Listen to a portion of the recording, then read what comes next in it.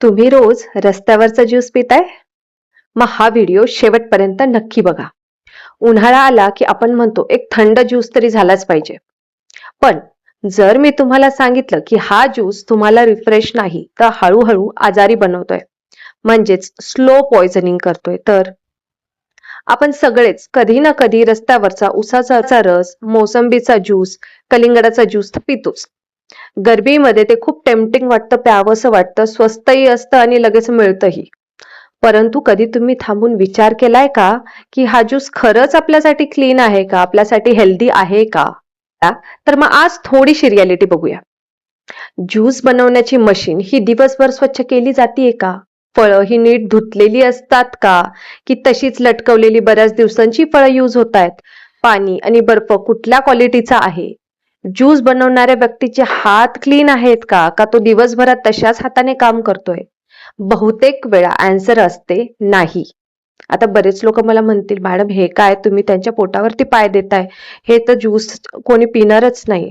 परंतु हा खरंच विचार करण्याचा पॉइंट आहे, कारण आजच्या जगात केमिकल युक्त फळं आहेत, केमिकल युक्त गोष्टींमुळे आपल्याला पॉइझनिंग होत आहेत. हे इन्फेक्शन्स आजकाल आपल्याला फार आजारी करतायत. नाही नाही त्या न्यूज येत आहेत. त्यामुळे या गोष्टींवरती विचार तर केलाच पाहिजे. बरं, तर आता यामुळे होतं काय, तर या सगळ्या ठिकाणी बॅक्टेरिया वाढतात, ते थेट आपल्या शरीरात जातात आणि मग सुरू होतात ते प्रॉब्लेम्स, जसे की पोटदुखी, जुलाब, ऍसिडिटी, वॉमिटिंग. तसेच काही वेळा बरेच रिॲक्शन सुद्धा काही पेशंट्सना येऊ शकतात. बऱ्याच लोकांना फूड पॉइझनिंग सुद्धा होऊ शकतं. आणि वर्स्ट केसेसमध्ये जर का पाणी किंवा बर्फ हे खूपच खराब असेल तर शरीरात फार इन्फेक्शन वाढू शकतं, पेशंटला ऍडमिट सुद्धा करायला लागू शकतं. पण यामध्ये एक गोष्ट आपण मात्र क्लिअर करूया, सगळेच रस्त्यावरचे ज्यूस हे वाईट नसतात. काही विक्रेते हे खूप हायजेनिक असतात, परंतु प्रॉब्लेम आहे आपल्याला ओळखता येत नाही, म्हणून रिस्क जास्त असतो आणि लोक इग्नोर करतात. आता प्रश्न हा आहे की आपण करायचं तर काय करायचं?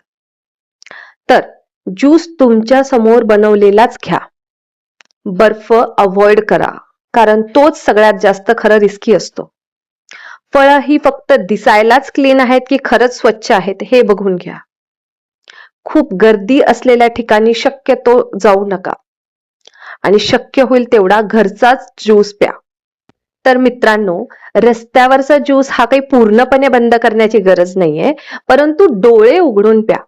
कारण छोट्या छोट्या गोष्टी आपण जर का इग्नोर केल्या तर त्या पुढे मोठा त्रास देऊ शकतात. हा व्हिडिओ तुम्हाला जर का युजफुल वाटला असेल तर नक्की शेअर करा, कारण कदाचित तुमचा एक शेअर कोणाचा तरी जीव वाचवू शकतो. आणि अजून असेच हेल्थ टॉपिकसाठी आपलं चॅनल सबस्क्राईब करायला विसरू नका.